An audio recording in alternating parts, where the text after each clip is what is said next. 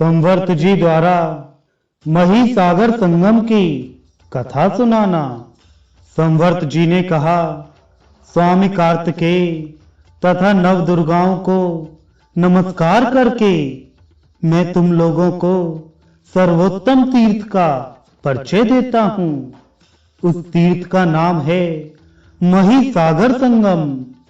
ये परम बुद्धिमान निरपश्रेष्ठ इंद्रधुम्न जब यहाँ यज्ञ करते थे, तब इनके द्वारा यह पृथ्वी 2 अंगुल ऊंची कर दी गई थी।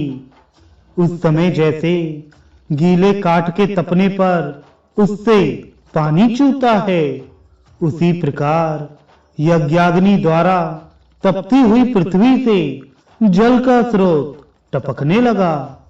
उस जल राशि को समस्त देवताओं ने नमस्कार किया। वही मही नामक नदी है। पृथ्वी पर जो कोई भी तीर्थ है, उन सबके जल से उत्पन्न सार रूप मही नदी का जल माना गया है। मालवा नामक देश से मही नदी उत्पन्न हुई है और दक्षिण समुद्र में जाकर मिली है। उसके दोनों तट परम पुण्यमय तीर्थ हैं। वह सबके लिए कल्याणमयी है। पहले तो महानदी मही स्वयं ही सर्व तीर्थमयी है। फिर जहां सरिताओं के स्वामी समुद्र से उसका संगम हुआ है, उस तीर्थ के विषय में कहना ही क्या है। काशी, कुरुक्षेत्र, गंगा, नर्मदा, सरस्वती, तापी, पयोषणी, निर्विंध्या, चंद्रभागा, इरावती, कावेरी, सरयू, गंडकी, नैमिषारण्य, गया, गोदावरी, अरुणा, वरुणा तथा अन्य जो 20,600 नदियां हैं, उन सबके सार तत्व से मही नदी का जल प्रकट हुआ बताया गया है।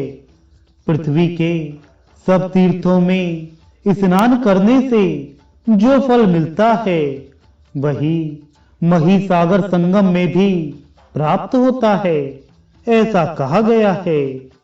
स्वामी कार्तिकेय का भी इस विषय में ऐसा ही वचन है।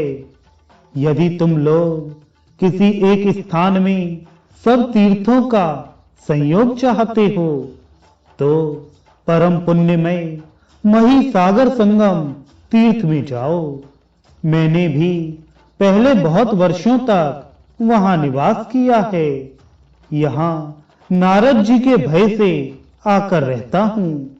मही सागर संगम में नारद जी मेरे पास ही रहते थे। इधर की बातें उधर लगा देने का गुण उनमें विशेष रूप से है। इन दिनों राजा मरुत मुझे ढूंढने का प्रयास करते हैं। नारद जी उन्हें मेरा पता अवश्य बता देंगे, यही भय था। यहाँ तो बहुत से दिगंबर साधुओं के बीच उन्हीं के समान बनकर मैं भी रहता हूँ।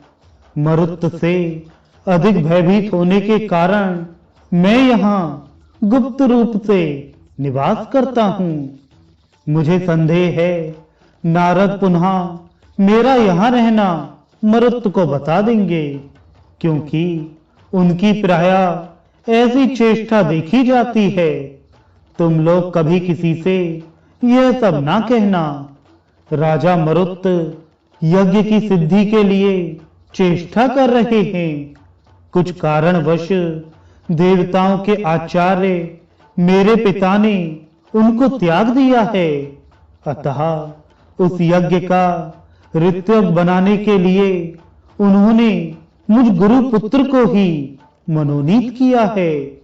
परंतु अविद्या के अंतर्गत होने वाले हिंसात्मक यज्ञों से मेरा कोई प्रयोजन नहीं है। इसलिए राजा इंद्रधुम्न के साथ तुम लोग शीघ्रता पूर्वक मही सागर संगम तीर्थ में जाओ। वहां के 5 तीर्थों का सेवन करते हुए तुम लोग निश्चय ही मोक्ष प्राप्त कर लोगे।